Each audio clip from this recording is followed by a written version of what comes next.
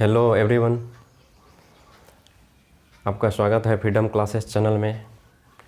मैं हूं कृष्णा और आज हम लोग एक शानदार टॉपिक स्टार्ट करेंगे, गॉस थ्योरम।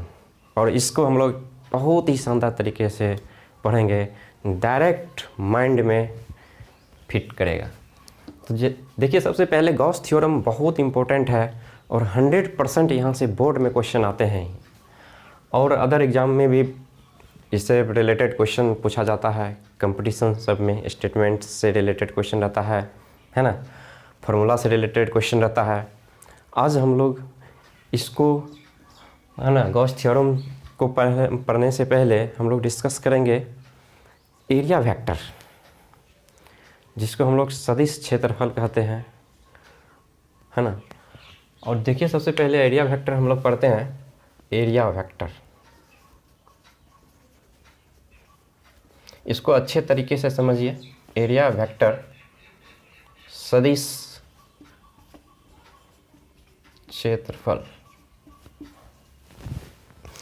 एक्चुअली हम लोग अभी तक पढ़ रहे थे एरिया को कि ये तो एक स्केलर क्वांटिटी होता है, स्केलर क्वांटिटी, है ना। इसमें सिर्फ मैग्नीट्यूड होता है,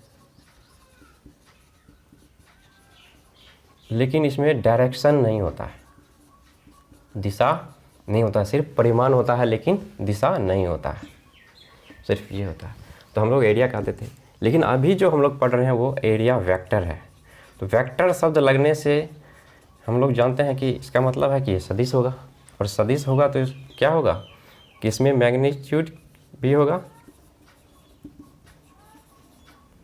और डायरेक्शन भी होगा। तो अब एरिया, है ना, स्केलर क्वांटिटी है, लेकिन एरिया फिर वेक्टर क्वांटिटी है। इसका मतलब क्या हुआ? इसका मतलब यही हुआ, जब एरिया में हम लोग एक दिशा दे देते हैं, डायरेक्शन दे देते हैं, तो एक वेक्टर क्वांटिटी की तरह ये बिहेव करने लगता है, एक ट्रीट करते हैं। तो देखिए कैसे करता है वेक्टर क्वांटिटी, किस डायरेक्शन के आधार पे कैसे हम लोग करते हैं। सपोज डैट वाटर है, पानी है। पानी, है ना तो स्केलर क्वांटिटी है, ना वेक्टर क्वांटिटी है, ठीक है। तो एक अमाउंट है, ठीक है ना, इसको हम लोग स्टोर करते हैं, करके रखते हैं, ठीक है। स्टोर्ड वाटर है, ये स्टोर्ड वाटर है। तो लेकिन इसी वाटर को जो हम एक डायरेक्शन दे दें तो एक पर्टिकुलर डायरेक्शन में ये फ्लो करना स्टार्ट कर देता है। तो ये एक पर्टिकुलर डायरेक्शन में स्टार्ट कर देता है, तो इसके में डायरेक्शन आ गया, जबकि इसके वाटर को डायरेक्शन से कोई मतलब नहीं है। लेकिन जब ये एक फ्लो करता है तो उसमें भी डायरेक्शन आ जाता है। तो यानी फ्लो ऑफ वाटर, फ्लो शब्द से पता चल रहा है कि किसी पर्टिकुलर डायरेक्शन में ये फ्लो कर रहा है। तो उसी तरह जब हम लोग समझते हैं, देखिए इलेक्ट्रिक फील्ड लाइंस, बहुत सारा इलेक्ट्रिक फील्ड लाइंस हम लोग बनाते हैं।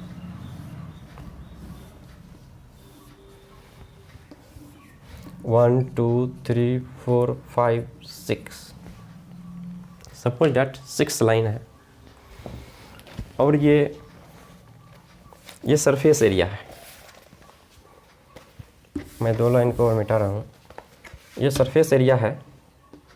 इससे अभी इलेक्ट्रिक फील्ड लाइंस यानी 1, 2, 3, 4, ये सभी इलेक्ट्रिक फील्ड लाइंस इससे ना पास कर रही है। लेकिन जब इसका ओरिएंटेशन, यानी ओरिएंटेशन का मतलब होता है इसकी पोजीशन में यदि परिवर्तन हम लोग कर दें, जैसे इसके पोजीशन को हम लोग परिवर्तित कर देते हैं, तो इसमें परिवर्तन करने से क्या हुआ, इसके इफ़ेक्ट में, इसके रिजल्ट के इफ़ेक्ट में कुछ इफ़ेक्ट आएगा, है ना, कुछ तो कुछ चेंजिंग आएगा। तो इसके पोजीशन से के चेंजिंग से, जैसे अभी इसमें फील्ड लाइन के क्या है 3 और 4, बिल्कुल इस तरह से कर दे तो फील्ड लाइंस क्या होगा, मतलब फ्लो नहीं करेगी, इससे नहीं गुजरेगी, पास करेगी। तो इसका मतलब है किसी सरफेस एरिया को हम उसमें कुछ पोजीशन में चेंजिंग करते हैं, उसको एक पर्टिकुलर ओरिएंटेशन में लाते हैं, तो एक पर्टिकुलर डायरेक्शन में है ना लाते हैं तो इसके रिजल्ट में इस है ना इफ़ेक्ट आता है, प्रभाव पड़ता है। तो इसका मतलब है कि एरिया में जब हम लोग डायरेक्शन दे देते हैं तो ये एरिया एक सदिश राशि के रूप में हम लोग मानते हैं। तो अब किसी भी एरिया, जैसे प्लेन सरफेस हम लोग मान लें, पहले समझ लीजिए, सपोज ये एक प्लेन सरफेस है। इस प्लेन सरफेस से जब हम लोग नॉर्मल कोई लाइन खींचते हैं बाहर की तरफ, और ये प्लेन सरफेस से नॉर्मली आउटसाइड होता है, तो बाहर की ओर हो तो ये एक एरिया वेक्टर, तो ये एरिया वेक्टर हो गया। लेकिन किसी कर्व्ड लाइन पे हम लोग एरिया वेक्टर का डायरेक्शन कैसे दिखाएंगे?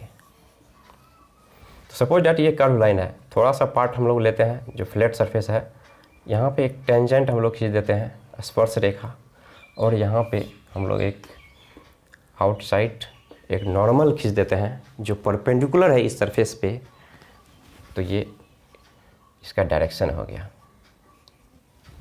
डायरेक्शन हो गया। तो उसी तरह बहुत सारा हम लोग है ना हर पॉइंट पे जो है हम लोग एरिया वेक्टर है ना ड्रॉ कर सकते हैं। तो ये हमेशा उस सरफेस पे परपेंडिकुलर और आउटसाइड होता है, ठीक है। तो अभी सारे पॉइंट को हम लोग लिखेंगे।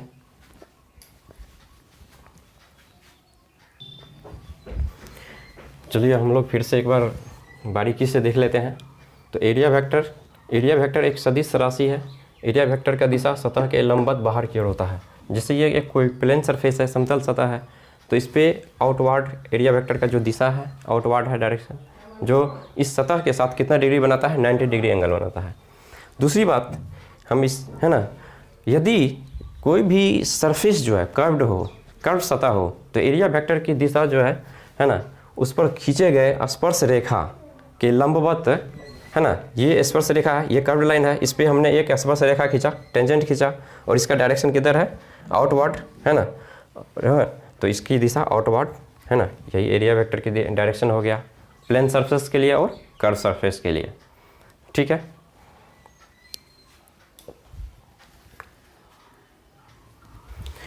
नेक्स्ट हम लोग सॉलिड एंगल, ठोस कोण या घन कोण भी कहा जाता है। तो एक्चुअली ठोस कोण होता क्या है? जैसे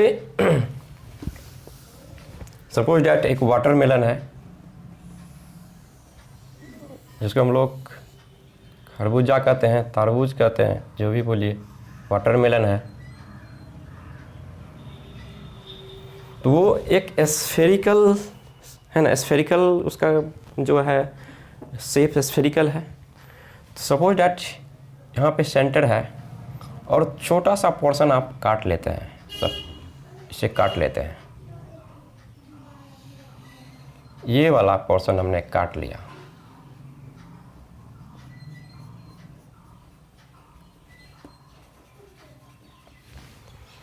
तो इसका मतलब ये किस तरह से बनेगा? ये 3 डायमेंशनल एंगल होता है। जब आप लोग 11th पढ़े होंगे तो वहाँ पे प्लेन एंगल और सॉलिड एंगल बताया जाता है। तो वहाँ पे हम लोग इसको देखते हैं कि जैसे सॉलिड एंगल देखिए,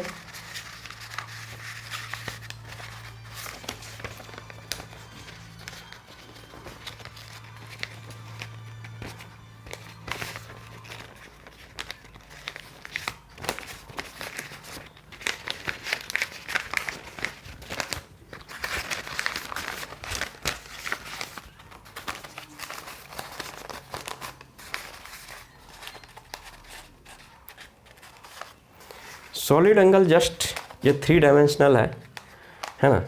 तो इसका जो ये सरफेस एरिया है, चारों बगल से ये इसका सरफेस एरिया है ना, और ये कर्व एरिया हो गया। और यहाँ से यहाँ यदि हम लोग इस तरह से देखें तो यहाँ से यहाँ एक पॉइंट है, इसको सेंटर मान लेते हैं, तो यहाँ से यहाँ तक की जो दूरी हो जाएगी वो रेडियस हो जाएगी, ठीक है। तो इस तरह से, और ये है ना, तो ये सरफेस जो है, ये छोटा सा एक एलिमेंट हम लोग जो इस पूरे एक एरिया का छोटा सा काट के हम लोग देखते हैं कि उससे है ना कितना एंगल बनता है। और ये जो यहाँ पे जो एंगल बन रहा है ना, दिस इज़ द एंगल, ये वाला एंगल यही ठोस कोण कहलाता है। इसको हम लोग डी ओमेगा से डिनोट करते हैं, है ना, या डी ओम से डिनोट करते हैं। तो ये एंगल, इसको हम लोग परिभाषित कर सकते हैं कि किसी पॉइंट से, है ना, जो इस सतह से जितने भी मिलाने वाली रेखा है, जो एक पॉइंट पे मिलने के बाद जो एंगल बनता है, ये 3 डायमेंशनल बनेगा, इसके बीच में स्पेस रहेगा। तो जो एंगल बनेगा इसको मिलाने से, इस रेखा को, इस लाइन को मिलाने से इस पॉइंट, है ना, पॉइंट ओ पे, तो यही एंगल क्या हो जाएगा, यही एंगल सॉलिड एंगल कहलाएगा। तो हम लोग इसको थोड़ा सा हम लोग एक अलग में हम लोग बना लेते हैं, ठोस एंगल।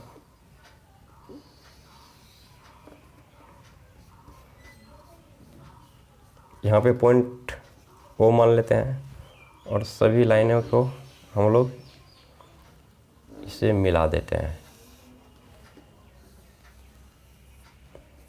बहुत सारी लाइन आएगी, है ना, इधर से भी हम लोग मिलाएंगे। तो ये जो एंगल यहाँ पे बनेगा, ये जो एंगल बनेगा, इसको हम लोग डी ओमेगा और डी ओम से डिनोट करते हैं, ठीक है। दिस इज ठोस कोण, सॉलिड एंगल को डी ओमेगा या डी ओम से डिनोट किया जाता है। यहाँ पे पी पॉइंट ले ले और यहाँ से, इस सेंटर से एक डिस्टेंस हम लोग आर डिस्टेंस ले लेते हैं। आर डिस्टेंस पे कोई पी पॉइंट है ना। तो सपोज दैट इससे एक नॉर्मल हम लोग खींचते हैं, नॉर्मल। तो यहाँ पे जो डी, है ना, और ये नॉर्मल के साथ जो एंगल बनता है थीटा यदि बने, तो यहाँ पे डी ओमेगा इक्वल टू हम लोग लिखते हैं D A cos theta by R square, इस, है ना। तो ये डी ए क्या है, ये इसका जो एरिया है डी ए क्या है, स्मॉल एरिया है इस एलिमेंट का। क्योंकि पूरा एरिया ए मानते हैं, तो छोटा सा एलिमेंट यदि हम लोग काट के निकालेंगे तो बहुत छोटा हो गया, तो उसको हम लोग डी ए से, है ना, लिखते हैं। और छोटा एरिया का छोटा एंगल भी तो बनेगा, बहुत छोटा बनेगा। बहुत सारे इस पे हम लोग, इसका बहुत सारे हम लोग बना सकते हैं, ऐसे भी, इधर भी। यानी इस यदि हो पूरे सेल का यदि हम लोग निकालेंगे स्फीयर का, तो बहुत सारा सॉलिड एंगल यहाँ पे हम लोग को आएगा। तो इसलिए, और इसका मतलब क्या कि यदि इसका पूरे एंगल क्या हो जाएगा, ओमेगा, तो इसलिए एक छोटा सा एंगल जो है यहाँ पे क्या आ गया, डी ओमेगा या डी ओम। तो छोटा सा एरिया भी हो जाएगा डी ए, तो D A cos theta by R square इसका वैल्यू होता है ना। हम लोग को बस यहाँ पे याद रखना है ना। तो चलिए, दूसरी बात है कि इसके द्वारा जो एंगल बनता है इस स्फीयर में, वो 4 पाई के बराबर एंगल बनता है। कितना बनता है, सॉलिड, है ना, एंगल जो बनता है पूरे होल स्फीयर का, तो वो 4 पाई के बराबर बनता है एरिया, एंगल।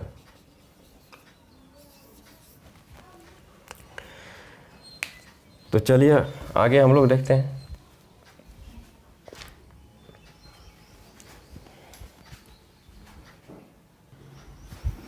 चलिए सारा पॉइंट को हम लोग फिर से बारीकी से देखते हैं कि सॉलिड एंगल क्या होता है। कि किसी पॉइंट से, देखिए बारीकी से देखिए, सारा पॉइंट को एक एक करके देखिए, तोड़ को हम लोग समझेंगे कि किसी पॉइंट से सतह के किनारे को मिलाने वाली, जैसे एक पॉइंट है और यहाँ पे एक छोटा सा सरफेस एरिया मिला है, बना लिए, और इस पॉइंट से, है ना, जितना भी है ना, सतह के किनारे, इस सतह के किनारे से मिलाने वाली रेखाओं, सभी रेखाओं के द्वारा पॉइंट पे बने कोण को, और इसी पॉइंट पे जो कोण बनता है यही तो ठोस कोण है।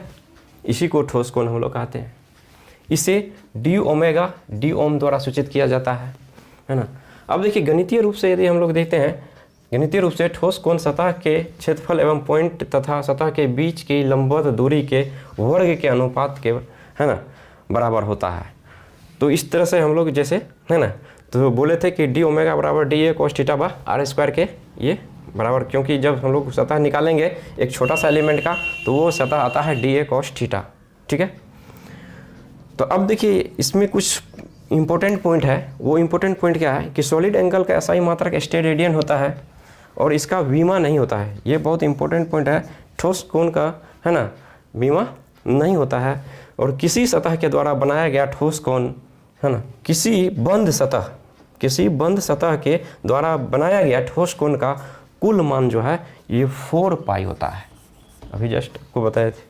और यहाँ पे इसको हम लोग डी ओमेगा यानी टोटल जो एंगल होगा पूरा होल स्फीयर का है ना वो कितना हो जाएगा 4 पाई के बराबर हो जाएगा। ठीक है, तो ये सारा पॉइंट है रिलेटेड है सॉलिड एंगल से। अब हम लोग जो है इलेक्ट्रिक फ्लक्स पढ़ते हैं जो बहुत ही इंपॉर्टेंट है VVI एग्ज़ाम के लिए है ना। यहाँ तक बोर्ड के एग्ज़ाम में तो मतलब हर साल पूछा जाता है, बहुत ही इंपॉर्टेंट है ना। तो देखिए इलेक्ट्रिक फ्लक्स एक्चुअली होता क्या है, हम लोग बारीकी से सारा पॉइंट को डिस्कस करते हैं कि विद्युत क्षेत्र में स्थित किसी क्षेत्रफल से है ना विद्युत कोई भी क्षेत्र है ना कोई भी हम लोग एक एरिया ले लिए, ये एक किसी विद्युतीय क्षेत्र में है, ये एरिया किसी इलेक्ट्रिक फील्ड में रखा हुआ है ना। तो है ना तो विद्युत क्षेत्र में स्थित किसी क्षेत्रफल से लंबवत गुजरने वाली इससे लंबवत गुजरने वाली है ना विद्युत क्षेत्र रेखाओं की संख्या को हम लोग विद्युतीय फ्लक्स कहते हैं। तो इससे जितने भी ये इलेक्ट्रिक लाइन्स गुजर रही है इस एरिया से, ये सभी के सभी क्या है मतलब इसी को हम लोग क्या है इलेक्ट्रिक फ्लक्स कहते हैं। एरिया इलेक्ट्रिक फ्लक्स जितना बड़ा एरिया उतना ज़्यादा इलेक्ट्रिक फ्लक्स है ना करेगा।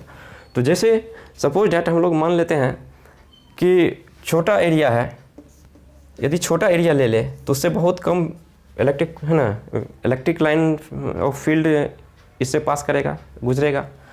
जितना बड़ा एरिया है तो उससे उतना ज़्यादा इलेक्ट्रिक है ना लाइंस फील्ड लाइंस गुजरेगा, तो उसका उतना ज़्यादा इलेक्ट्रिक फ्लक्स होगा, कम इलेक्ट्रिक फ्लक्स होगा। तो यानी इलेक्ट्रिक फ्लक्स जो है किस किस चीज़ पे निर्भर करता है, एक तो एरिया पे, दूसरा एरिया वेक्टर पे भी डिपेंड करता है, और तीसरा जो है उसके बीच एरिया वेक्टर और इलेक्ट्रिक लाइंस ऑफ फील्ड के बीच जो एंगल बनता है उस पर डिपेंड करता है। जैसे यदि हम किसी कोई भी सपोज डैट ये सरफेस एरिया है, तो ये सरफेस एरिया है, तो अभी परपेंडिकुलर जो इलेक्ट्रिक फील्ड लाइन जो भी इससे गुजर रही है ना, लेकिन इसका जो है डायरेक्शन को थोड़ा चेंज करेंगे तो बहुत कम मतलब कुछ कम गुजरेगी। यदि इस तरह से कर दे तो नहीं के बराबर 0 फील्ड लाइंस गुजरेगी। तो इस तरह से हम लोग कह सकते हैं कि इलेक्ट्रिक फ्लक्स जो है एंगल पे भी डिपेंड करती है, यानी एंगल चेंज होने से इलेक्ट्रिक फ्लक्स का भी मान चेंज हो जाएगा। तो अब हम लोग इसको जो है अब देखिए ये हम लोग डॉट प्रोडक्ट जो है हम लोग लिखे हैं,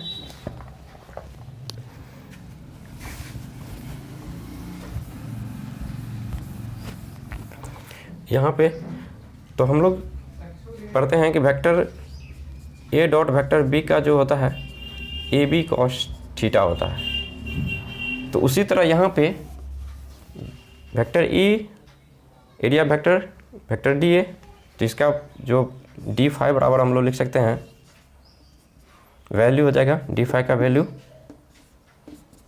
E into D A cos theta, जहाँ थीटा ई तथा एरिया वेक्टर ए के बीच का कोण है।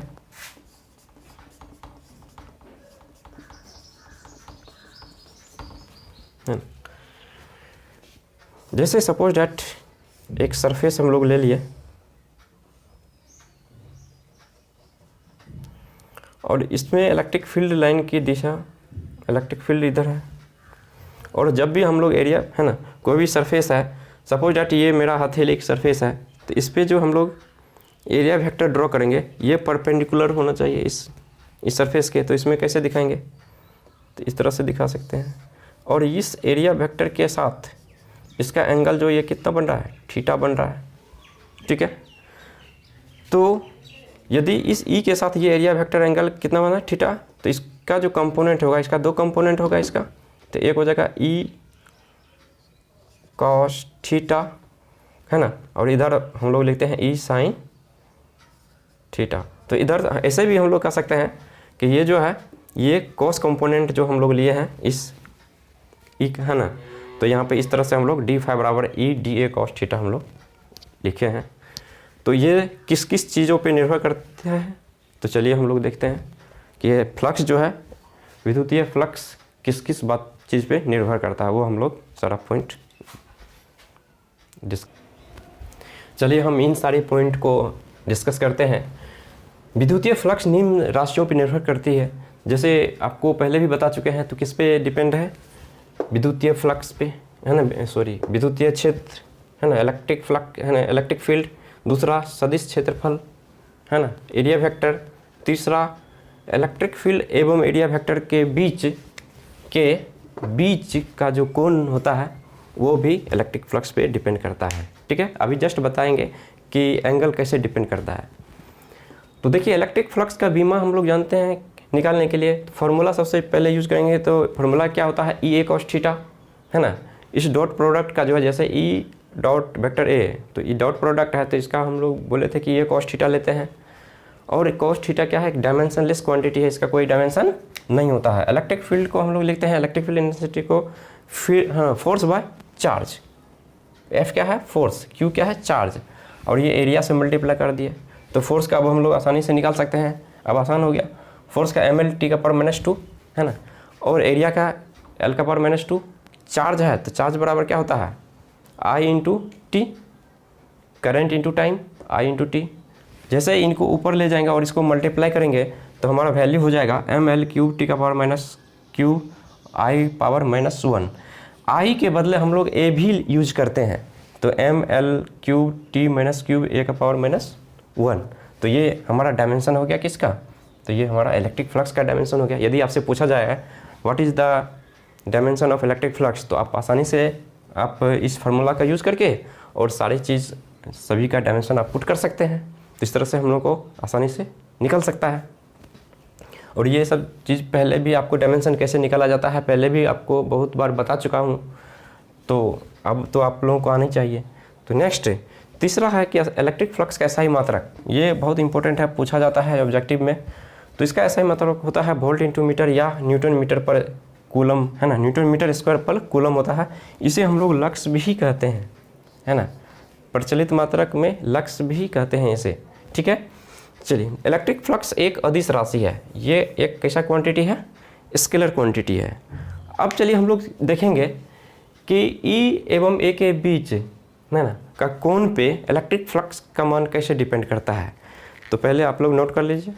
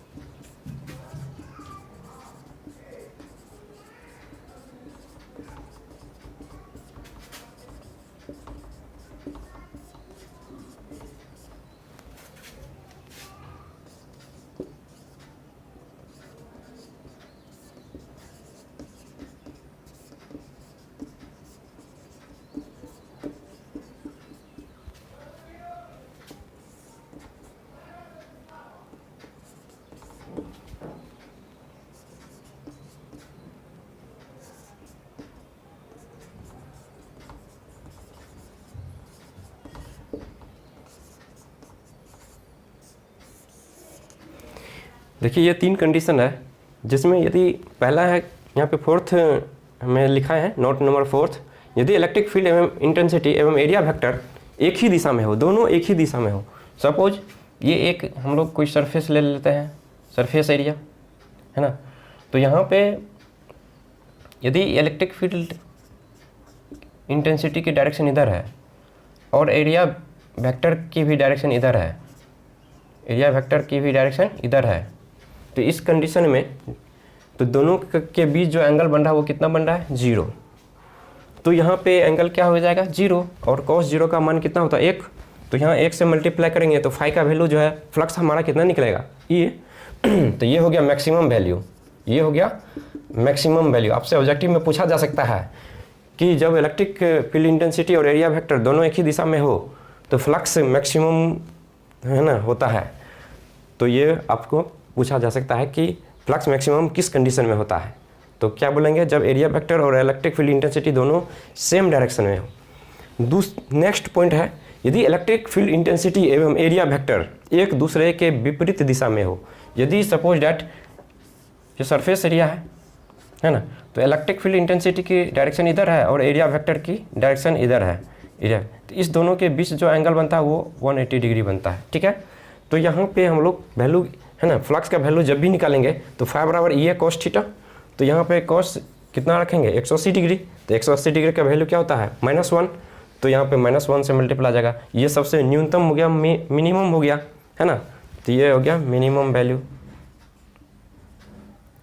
और जब इलेक्ट्रिक फील्ड इंटेंसिटी और एरिया वेक्टर एक दूसरे के लंबवत दिशा में हो तो एंगल कितना हो जाता है, 90 डिग्री, तो फाई बराबर हम लोग को आ जाएगा ई ए cos 90 डिग्री। इसका मतलब है कि फ्लक्स का वैल्यू कितना हो जाएगा, 0, क्योंकि cos 0 का मान कितना होता है, 0।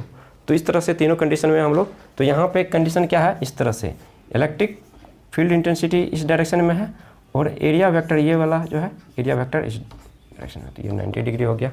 तो तीनों कंडीशन में हम लोग को है ना फ्लक्स का वैल्यू निकल गया। तो एक कंडीशन में बहुत ज़्यादा है ना, इसको मैक्सिमम वैल्यू बोलते हैं क्योंकि फाई बराबर ये आया है, दूसरा फाई बराबर माइनस ये बहुत कम हो गया, मिनिमम हो गया, और दूसरा कंडीशन फाई बराबर 0, इसमें फ्लक्स है ना है ही नहीं।